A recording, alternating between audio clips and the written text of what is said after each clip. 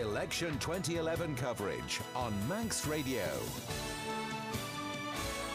Well, today in the chair is David Moore Anderson, 57 years old, from a farming background, the son of a former MHK, educated in Peel and at Agricultural College in Cumbria, a keen and long-serving sportsman, a very good sportsman indeed, particularly in the athletics field, commissioner for Patrick for almost a decade before, in 2001, winning the Glenfaba seat, served in the DHSS as Education Minister, as Transport Minister, and now as Health Minister. Good morning, Mr. Good morning, John. Welcome. Let's get to the basic question first of all. Glenfaba, Glenfaba, potato, which one is it? Glenfaba, John. I think we did this 5 years ago. You've worked for one of the few people to work for the UK government. You actually spent a time in the UK Ministry of Agriculture, didn't you? I spent a short time, 18 months, at the MAF in those days in Weybridge in Surrey. Was it useful? Did you give indication of ways? All experience is useful, John. As Health Minister, you just missed being involved in the reciprocal health row, though you did get to sign the new one, didn't you? I did indeed. Which was very useful. Timing is the secret, Mr. Anderson. But let's go to Richmond Hill. Now, you were the Transport Minister when the Richmond Hill scheme went through. That's been criticised a great deal. Do you still think it was a good idea? I think it was a very good idea. I think we have to recognise that at that particular time, Richmond Hill was the highest black spot for accidents on the island. Despite not being on the TT course, there was a considerable number of accidents there.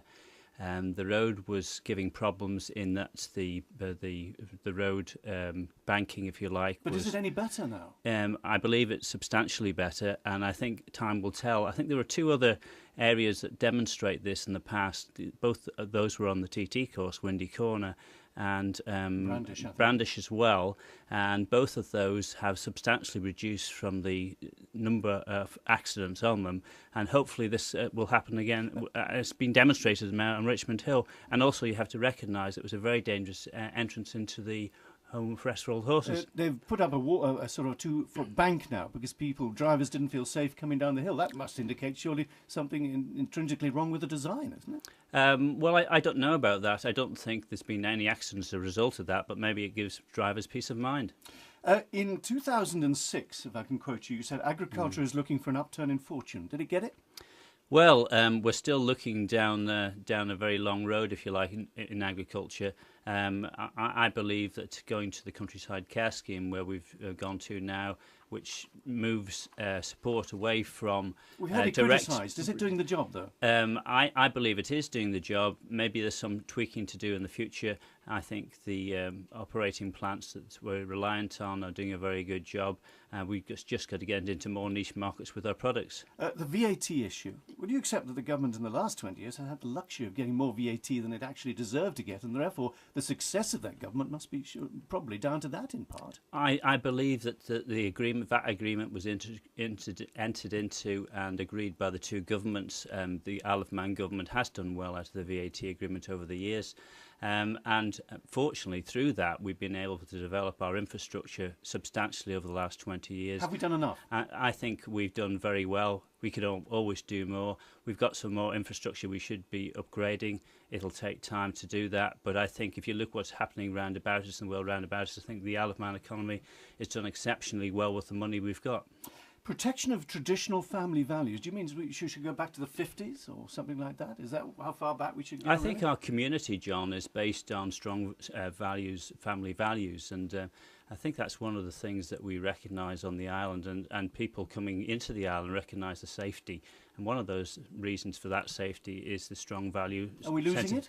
I'd like to think we're actually maintaining it, but we must be vigilant, I think.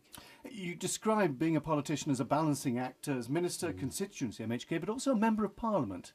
How do you distinguish that as being a member of Parliament? Well, you have a role as a parliamentarian as well as being a constituency and a department member. And that is to do with framing law, making sure that the laws that we bring in are fit for purpose and are suitable for the island, and not just merely rubber stamping laws that are coming in other places. And what would you say locally in your constituency is the big issue, or will be? Well, throughout a rural constituency like Glenfaba, traffic is always a problem going through villages and the speed of traffic. However, one of the key things for me is that young people should be able to live in the area in which they've grown up in. So housing?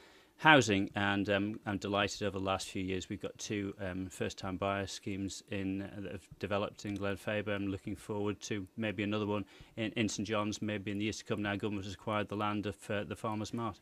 Mr. Anderson, thank you for joining us this morning. It's Mandate, it's 8 o'clock.